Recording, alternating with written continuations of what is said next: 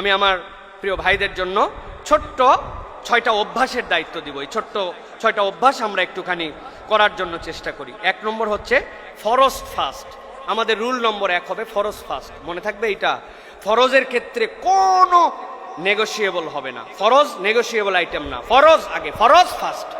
এই ক্ষেত্রে কোনো স্যাক্রিফাইস নাই, কিচ্ছু চিনি না, ফরজ ফাস্ট। মনে থাকবে ইনশাআল্লাহ। সালাতে, পর্দায়, আমলে, হালালে, হারামে, সব কিছুতে ফরজ ফাস্ট। এটা আমাদের টার্গেট। রমাদান আমাদেরকে এটা শিখিয়েছে। 2 নম্বর যেটা বলবো, 1 পেজ কোরআন হ্যাবিট। রমাদান পার হয়ে গেলেও রমাদানের প্রোডাক্টিভিটি ধরে রাখার জন্য 1 পেজ কোরআন হ্যাবিট এটা আপনার মধ্যে আনতে হবে। কিভাবে করবেন, কখন করবেন, কোন প্ল্যানে করবেন। 1 পেজ রমাদান আমার রমাদানের পরবর্তীতে আমার জীবন থেকে মিস হবে না। এটা 1 পেজ রমাদান আমাদের জন্য কোরআন হ্যাবিট। এটা গেল 2 নম্বর। এরপরে 3 নম্বর স্ক্রিন সিয়াম, ডিজিটাল সিয়াম। কি সিয়াম? ডিজিটাল সিয়াম। আমার প্রত্যেক দিন হাফ অ্যান আওয়ার, সুযোগ থাকলে 40 মিনিটস অর 1 আওয়ার আমি মোবাইল একদম স্ক্রিনিং, মোবাইল, ট্যাব, এই আদর সব কিছুর থেকে আমি দূরে সরাই দিয়েছি। আর সপ্তাহে 1 দিন যদি পারা যায়, মাসে যদি 3 দিন পারা যায়, ভেরি গুড। আমার ডিজিটাল সিয়াম। লোকজন জানেই যে মাসের এই তারিখে ওনারে পাওয়া যাবে না, উনি মোবাইলের ধারে কাছে নাই, উনি যোগাযোগ করে না, এই জগৎ বিচ্ছিন্ন। তিনি টিভি দেখে না, ফেসবুক চালায় না, ইউটিউব চালায় না, কিচ্ছু করে না। এত দূর না পারলেও এভরিডে 30 মিনিটস টু 40 মিনিটস আপনি ফোনের থেকে দূরে রেখে দিবেন, লকারের মধ্যে বন্দি করে অফলাইন করে রেখে দিবেন। আপনি এইরকম ভাবে চলাফেরা করার জন্য চেষ্টা করতে হবে। এই হ্যাবিটটা আমাদেরকে আমাদের আত্মার উপর নিয়ন্ত্রণ করার জন্য। এই যে নোটিফিকেশন আসতে দেরি, মোবাইল বার করতে দেরি নাই, এই যে আমাদের আকর্ষণ, একদম শেষে কদকামাতির সালা পর্যন্ত ছেলেরা লাস্ট নোটিফিকেশন চেক করে এরপরে দাঁড়ায় গেল আর আসসালামু আলাইকুম পরেই মোবাইল বাইর করে ফেললো। কেমনে সালাতে মনোযোগ হবে ভাই? যেখানে ওমরে ফারুক রাদিয়াল্লাহু তাআলা আনহু নামাজে ছিলেন, একটা লোক ফরজ নামাজের পরে টপ করে উঠে দাঁড়ায় সুন্নতের জন্য দাঁড়াইছে। সে কি সালাতের জন্য দাঁড়াইছে না অন্য কোনো জন্য? সালাতের জন্য। ওমর রাদিয়াল্লাহু তাআলা তার জামার আস্তিন ধরছেন, ধরে হ্যাঁস কাটান দিয়ে বলছেন, বসো, ফরজ এবং নফলের মধ্যে একটা পার্থক্য সৃষ্টি করো, তুমি এই দুটার মধ্যে একটা আলাদা করো, ফরজের পর একটু সময় দাও। তুমি কত মহান রবের সামনে থেকে আসছো, তোমার কথা শেষ প্রধানমন্ত্রীর সাথে, তুমি কি সিচুর কাছে দৌড় দাও নাকি? তোমার বের হওয়ার একটা প্যাটার্ন আছে, তোমার আসার একটা আদব আছে। সুতরাং এই যে আমাদের স্ক্রিনিং আমাদের সাথে, এইখান থেকে আমাদের একটু হলেও চেষ্টা করতে হবে। এইটা গেল। এরপরে 4 নম্বর বলবো, রিলেশন রিপেয়ার একটা রুটিন করেন। একটা মানুষকে দাওয়ার টার্গেটে নিয়ে আসবো, একটা বোনের সাথে সম্পর্ক বিল্ড আপ করে আল্লাহর দিকে তাকে বুঝ দিব, আমার একটা টার্গেট থাকবে। এই যে রিলেশন বিল্ড আপ, তার সাথে আমার একটা সম্পর্ক।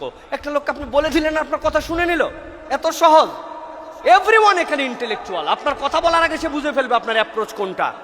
কিন্তু আপনাকে আল্লাহর জন্য ডেডিকেটেড হতে হবে এবং আপনার এই রিলেশন বিল্ড আপ করতে হবে। রিলেশনের অনেক বড় দাম। আচ্ছা, এখানে বলেন কার মোবাইলে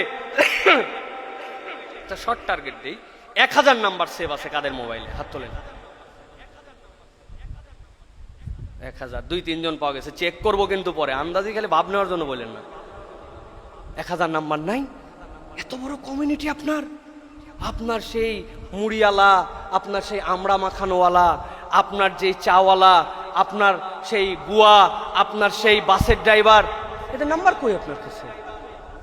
আমি বাংলাদেশে এরকম লোকও চিনি তাদের মোবাইলে 50,000 নাম্বার সেভ আছে। জানেন আপনি?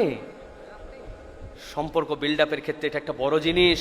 আপনি ঈদের সময় যে আপনার গার্ড দেয় আপনার হলের গেটের, ওকে একটা টেক্সট করেন, একটা কল করে দেখেন, কেমন আছেন ভাই, আমি আপনার হলের এত নম্বর রুমে থাকি, কোথায় আছেন, ঈদ মোবারক। আপনার কলিজাটা এত বড় হয়ে যাবে।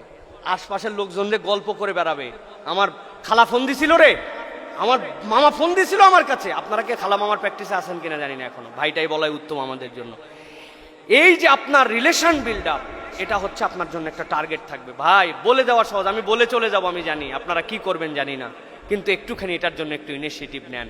নতুন নতুন মানুষের সাথে পরিচিত হওয়া, তাদের সাথে সম্পর্কিত হওয়া, এটা হচ্ছে আমাদের জন্য একটা টার্গেট হবে। হ্যাঁ, এরপরে 5 নম্বর যেটা, মাইক্রো সাদাকা সিস্টেম। মাইক্রো ফিন্যান্স আপনারা শুনছেন, মাইক্রো সাদাকা সিস্টেমের একটা প্রজেক্ট আপনার সাথে থাকবে বছরব্যাপী। পাক্ষিক ভাগ করতে পারেন, অর্ধবাৎসরিক ভাগ করতে পারেন। আমার একটা ছোট্ট সুযোগ আছে, 10 টাকা, 5 টাকা, 2 টাকা, 1 টাকা এরকম করে আমি জড়ো করি। এরপরে এইটা দিয়ে 10 জনের সার্কেলে একটা প্রোডাক্টিভ কাজ করো, অথবা আমি কোনো একটা প্রোডাক্টিভ কাজ করার জন্য চেষ্টা করি। মেয়েরা আপনারা মসজিদে কম যান, কিন্তু এই মসজিদ আল্লাহর ঘর, সেখানে আপনার কি কোনো সময় মনে হয় নাই যে ঠিক আছে আল্লাহর ঘর নির্মাণের জন্য আমার মহল্লার আমার আব্বা যে মসজিদে সালাত আদায় করতো, আমার ওখানে 500 টাকার কন্ট্রিবিউশন থাক, আমি ওই জায়গার হাফেজ যারা তারাবি পড়াচ্ছেন আমি 30 টাকা 50 টাকা দিয়ে শরিক হই? কেন কেন আমার কোনো উদ্যোগ নাই, আমার কোনো প্ল্যানিং নাই। এই জন্য সাদাকার এই একটা জিনিস, নীরব দান আপনার একটা থাকবে, যেটা আপনার এই রমাদানকে আপনাকে উৎফুল্ল করে নিয়ে রাখবে। সব কিছু কেবল জানায় হয় না, ফেসবুকিং করে হয় না। এটা গেল 5 নম্বর। আর একটা পয়েন্ট আপনাদের জন্য যেটা বলবো সেটা হচ্ছে রমাদানকে ধরে রাখার জন্য রমাদান পরবর্তী প্রত্যেক মাসে যদি সাধ্যের মধ্যে থাকে তাহলে 11টা রোজা, আর সাধ্যের মধ্যে না থাকলে 3টা রোজা রাখতে হবে। সোম বৃহস্পতি এই রোজার কালচার করতে হবে। আর আইয়ামে বীজের 13, 14, 15 আমার কোনো প্র্যাকটিস না, একের বছরে রমাদানে একবার শুরু করলাম 30টা রোজা দিয়ে শেষ করে আবার 11 মাস, এরকম করে আসলে হয় না। এই জন্য এই প্রোডাক্টিভ রমাদানকে ধরে রাখার জন্য একটা সার্কেল গড়ে উঠবে। আপনার একটা সার্কেল আছে ফিমেল, তাদের মধ্যে একটা চমৎকার সার্কেল আছে যে আমরা অমুক অমুক বান্ধবীরা, বড় বোনেরা, ছোট বোনেরা সোম এবং বৃহস্পতিবার রোজা রাখে, আমাদের সোম বৃহস্পতিবারের রোজার গ্রুপ। চমৎকার একটা গ্রুপ আছে যারা আইয়ামে বীজের রমাদানের পরবর্তীতে রোজা রাখে। ওরা এই সময় জানায় যে এই তারিখ থেকে আমরা সাহারির শেষ সময়টা, ইফতারটা আজকে অমুক জায়গায় করব, এরকম একটা সার্কেল থাকবে। এটা হবে কি আমাদের রমাদানের হ্যাবিটকে আমাদের জন্য কন্টিনিউ করাবে তাহলে ইনশাআল্লাহ।